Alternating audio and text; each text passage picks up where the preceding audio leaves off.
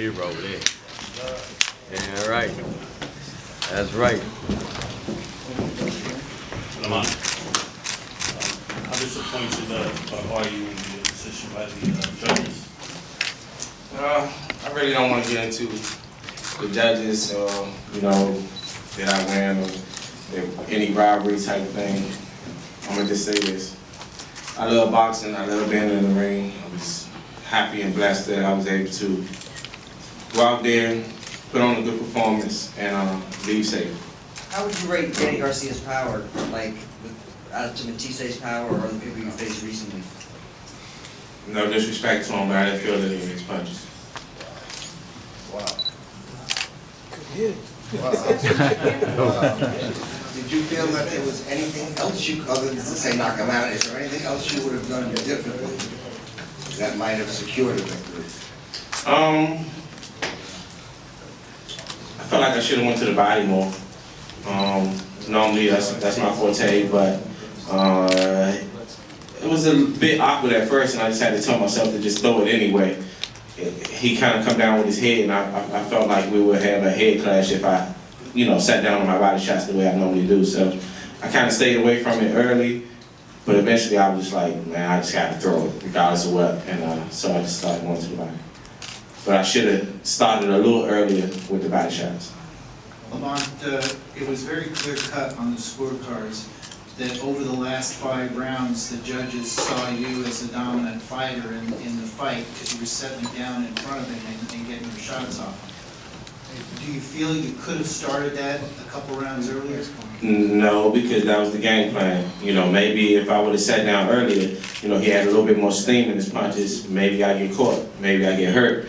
So I just want to stick to my game plan. I felt like, I saw shots early, but the game plan was to let him tire out a little bit and then go for the kill.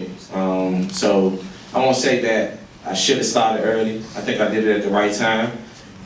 But that's just the way life goes sometimes. 3 more questions down in front. Now, Lamont, you said that you stuck to the game plan, and like we talked to Barry, the game plan was for you to tire out Danny, but do you think that in the process of using the ring, you gave away some of those early rounds? My feeling while I was in the ring, no, because I know it's just one round I know I gave away, and that's when I started going forward. I was going forward, but I wasn't throwing punches. I was just trying to get a feel where his punches was at. So I know he threw a lot. Even though he didn't land, he out-threw me, and he landed a few shots. I knew I gave that round away. But when I was moving around, he wasn't hitting me. I was using my jab and movement. Anybody that, this is not UFC, this is boxing. And then the name of the sport is to hit and not be hit. And I got some jabs off, and he pretty much couldn't hit me. So I wouldn't say I gave him away. I just used a different strategy.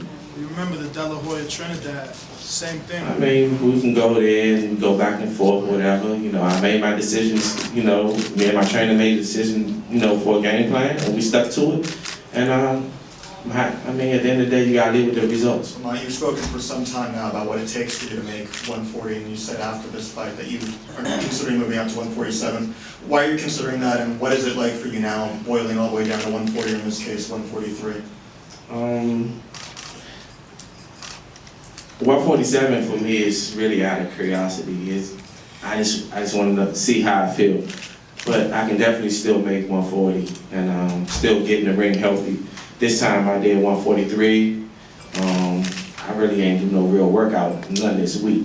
So, I still make the weight pretty comfortable, but I can't stop thinking about moving up to 147 just to see how I feel. Is it the matchups that are intriguing at 147 for you? It's more so how I feel around that weight. Like this time, we weighed in at 43. I rehydrated to maybe 60, 61. So that's why I feel good at. And it's harder to get back to that type of weight from 140 to 160. But from welterweight, I'm pretty sure I can make that transition pretty easy.